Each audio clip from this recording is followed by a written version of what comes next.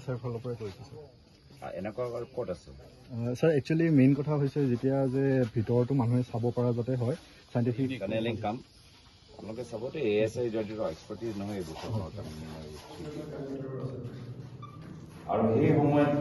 নিশ্চয় মেনুৱেলি কৰিছে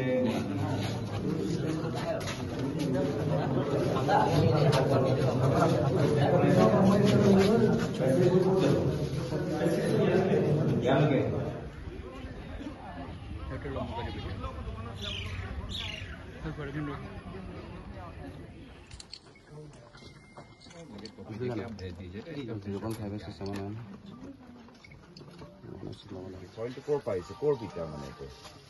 সেইটোতো আমি পোৱা নাই মানে উজনি অসমৰ ইটা ক'ৰ বেলেগৰ পৰা ইটা নিছে নে ক'ৰ পৰা মানে এইবিলাক মানে ইনজিঅ'ৰ অ'কে এনেকৈ আমি 15-20 মিনিট কিতাপ কৰিলোঁ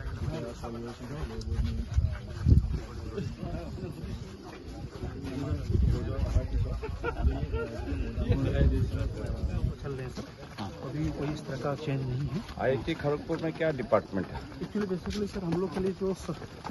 जो स्लैब का यहाँ पे बेसमेंट का प्रॉब्लम है कोई बेसमेंट का कोई प्रॉब्लम है ठंडी दिले तो गिरिब ना लगे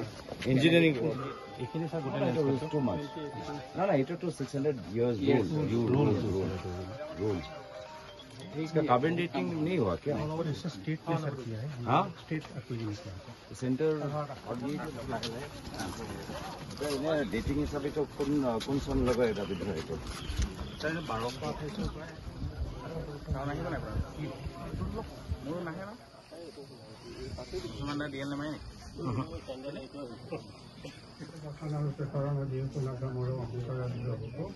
नमो राम कृष्ण हरि नारायण निरंजन नमो देव देवी दया परमानाथ हमें तुम्हार शरण नमी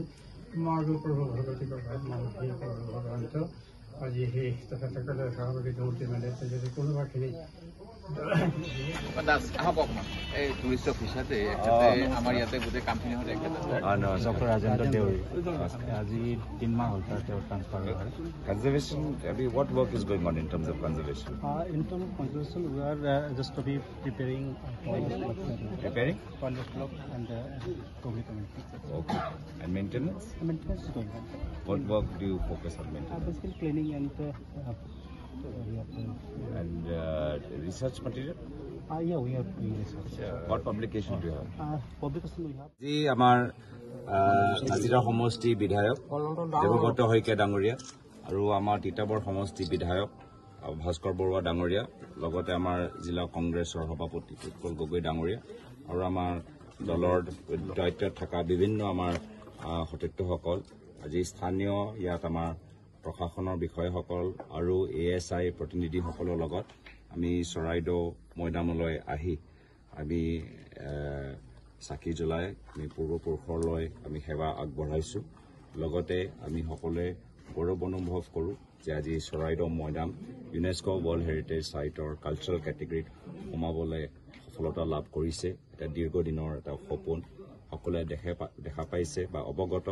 যে ইয়াত এক্সকেভেশ্যনৰ কাম 2001 চনত আৰম্ভ হৈছিলে 2002 চনত ইয়াত এক্সকেভেশ্যনৰ কাম আৰম্ভ হৈছিলে তাৰ পিছত আমাৰ 2000 বিভিন্ন চৰকাৰ আহিলে আমাৰ 2013 চনত আমাৰ চৰকাৰৰ দিনত ৱৰ্ল্ড হেৰিটেজৰ কাৰণে আমি এই গোটেই প্ৰচেষ্টাটো আৰম্ভ কৰিলোঁ পিছত 2014 চনৰ পিছত চৰকাৰ সলনি হ'ল কেন্দ্ৰীয় চৰকাৰ সলনি হ'ল তেওঁলোকে কামখিনি আগবঢ়াই লৈ গ'ল 2016 চনত ইয়াত নতুন চৰকাৰ আহিলে সৰ্বানন্দ সোণোৱাল ডাঙৰীয়াৰ চৰকাৰ আহিলে আৰু বৰ্তমানত আমাৰ কেন্দ্ৰীয় চৰকাৰ প্ৰধানমন্ত্ৰী মোদী ডাঙৰীয়াৰ অধীনত আৰু আমাৰ বৰ্তমান অসমৰ মুখ্যমন্ত্ৰী হিমন্ত বিশ্ব শৰ্মা ডাঙৰীয়া আজি তেওঁলোকৰ সময়ত আজি ইউনেস্কোৰ যি আমাৰ প্ৰচেষ্টা 2013 চনৰ পৰা যে আমি আৰম্ভ কৰিছিলোঁ সেই প্ৰচেষ্টাটো আজি তাত মোহৰ লগালে আমি সকলোৱে গৌৰৱ অনুভৱ কৰিছোঁ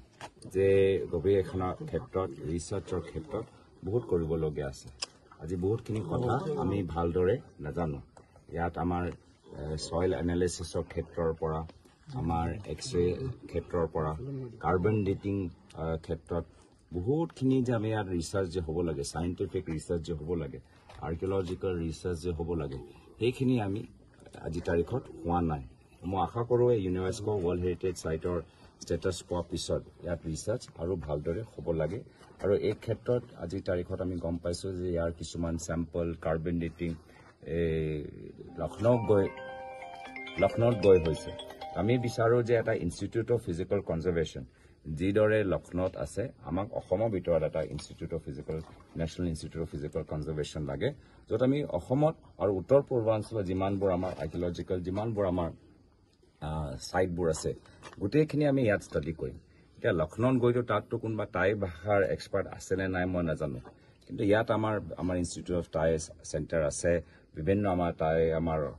সংস্কৃতি ইতিহাসৰ ওপৰত গৱেষণা কৰা বহুত আমাৰ গণ্যমান্য ব্যক্তিসকল আছে তো আৰ্কিঅলজিকেলৰ ফালৰ পৰা মই বিচাৰোঁ যে institute of national institute of physical conservation ইয়াত হওক আৰু ৰিচাৰ্চৰ ক্ষেত্ৰত আৰু ইয়াত কৰিবলগীয়া আছে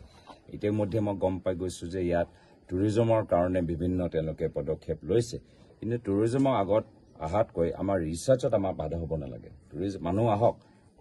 নৱপ্ৰজন্মৰ আমাৰ বুৰঞ্জীৰ বাবে আৰু তেওঁলোকে শিক্ষিত হওক কিন্তু এই ক্ষেত্ৰত আমাৰ যে অধ্যয়ন হ'ব লাগে ৰিচাৰ্চ হ'ব লাগে আমি যে ইতিহাসৰ বাবে আৰু অৱগত হ'বলৈ বিচাৰোঁ আমি সেই ক্ষেত্ৰত আমি বাধা পাব নালাগে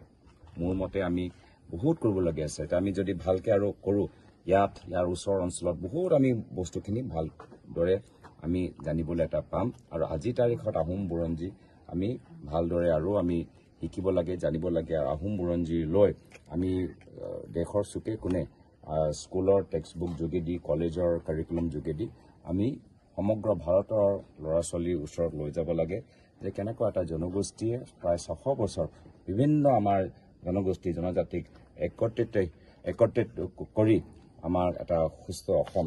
গঢ়ি তুলিলে তাৰ বাবে আৰু আমাৰ অসম ভাৰতৰ জনসাধাৰণে জনাটো উচিত আৰু এই ক্ষেত্ৰত মানে আমি দেখা পাওঁ যে কেতিয়াবা এইখন চৰকাৰ বিশেষকৈ বৰ্তমানৰ কেন্দ্ৰীয় বিজেপিৰ চৰকাৰ ধৰ্মীয় অনুষ্ঠান ঐতিহাসিক অনুষ্ঠান মানে কমাৰ্চিয়েলাইজ কৰিবলৈ বিচাৰে মানে বজাৰ কেন্দ্ৰিক তেওঁলোকৰ দৃষ্টি এতিয়া অযোধ্যাত তেওঁলোকে মন্দিৰ নিৰ্মাণ কৰোঁতে বহুত সৰু সৰু দোকানবোৰ তেওঁলোকে ভাঙি দিলে একে আমি দেখা পাইছোঁ যে মা কামাখ্যা মন্দিৰতো তেওঁ আধুনিকৰণ ক্ষেত্ৰত এটা বজাৰ বনাবলৈ বিচাৰে য'ত বহুত এই স্থানীয় মানুহবোৰ তাত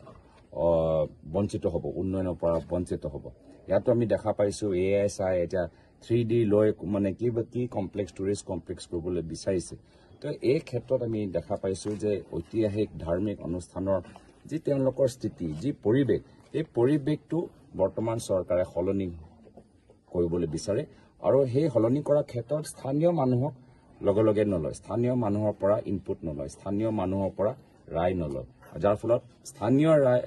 মানুহবোৰ এই অঞ্চলৰ উন্নয়নৰ পৰা বঞ্চিত হয় এটা কাজিৰঙা এটা ইউনেস্কো ৱৰ্ল্ড হেৰিটেজ চাইট টুৰিজমত কিন্তু চাৰিওফালে তাত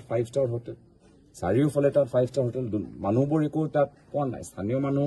আজি ভাল পাইছে যে কাজিৰঙা এটা ইউনেস্কো ৱৰ্ল্ড হেৰিটেজ তো তেওঁলোকৰ উপকাৰ হোৱা নাই কিন্তু ডাঙৰ 5-star হোটেল তাত খোলা গৈছে দামী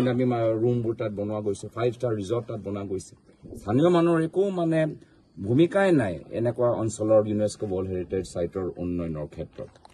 তো মই আশা কৰোঁ যে এখন চৰকাৰ অযোধ্যাৰ দৰে তেওঁলোকে ভুল নকৰিব